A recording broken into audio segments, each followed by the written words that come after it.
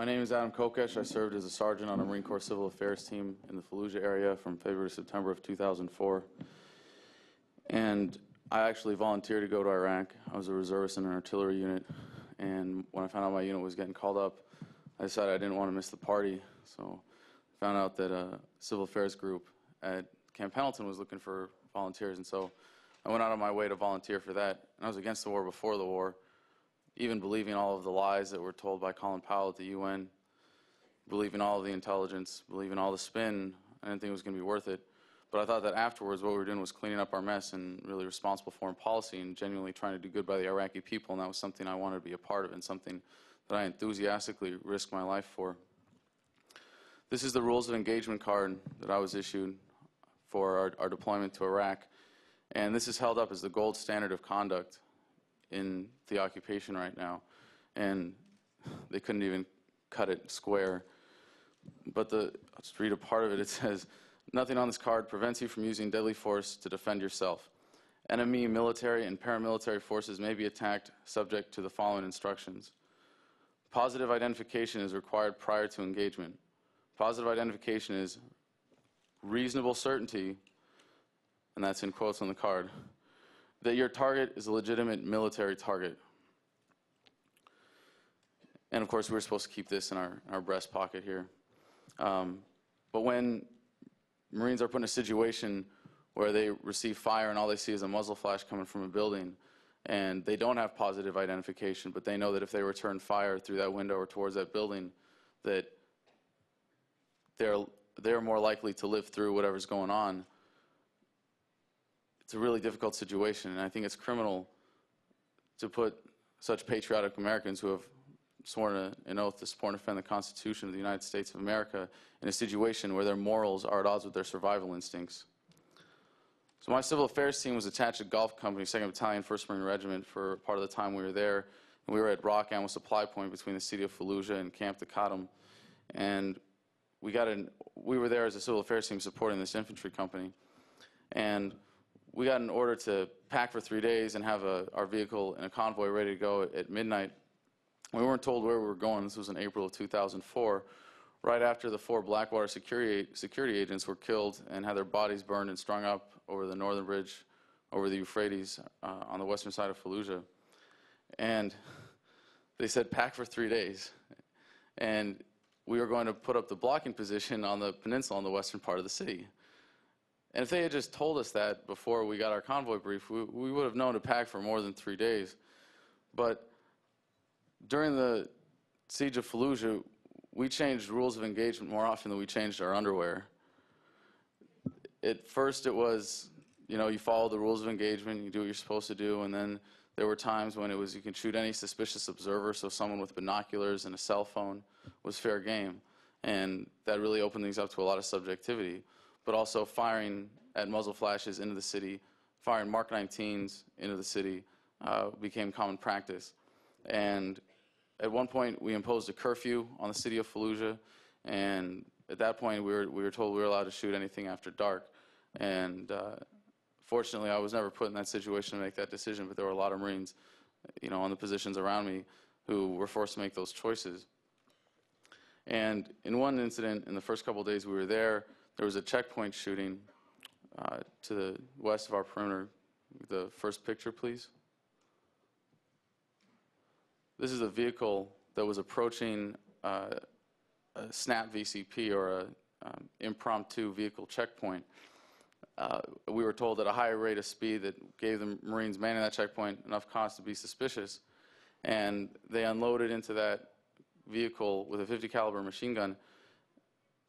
And just the idea is that anybody coming at your position who doesn't slow down to 5 miles an hour has to be an enemy combatant. Well, this was at dusk, and Marines are all wearing camouflage, and this guy could just be cruising through his neighborhood. We'd only been there for a couple of days, rushing home to see his family. We didn't know, but it was enough that the Marines got jumpy, and they shot a burst of .50 cal rounds into this vehicle. Next slide, please. And so the bullets started at the bumper and went up through the engine compartment, and then one round at least hit this Iraqi in the chest so hard that it broke his chair backwards. And we saw the vehicle burning in the distance. And of course, a vehicle that's caught on fire is going to make some noise, but everybody tried to justify and said, oh, they heard rounds cooking off, as in from the fire. AK-47 rounds were bursting in the trunk or somewhere in the car. And they dragged the car into the area where we were sleeping the next day. And we didn't even question that, but it was clear that there were no rounds or holes from rounds that were cooking off in the side of this car. And next slide, please. This is me posing on the hood of that car. And as was alluded to earlier, it felt funny because, not because what we were doing was morally wrong, but because I wasn't the one that killed this guy. And there was a group of us Marines that all took turns taking pictures and posing like this. And at the first Winter Soldier in 1971, one of the testifiers showed a similar picture and said, "Don't ever let your government do this to you." And still, our government is doing this to patriotic young men and women of this country who have volunteered their lives in the service of this country, and putting them in a situation where this kind of thing is normal. Next slide, please.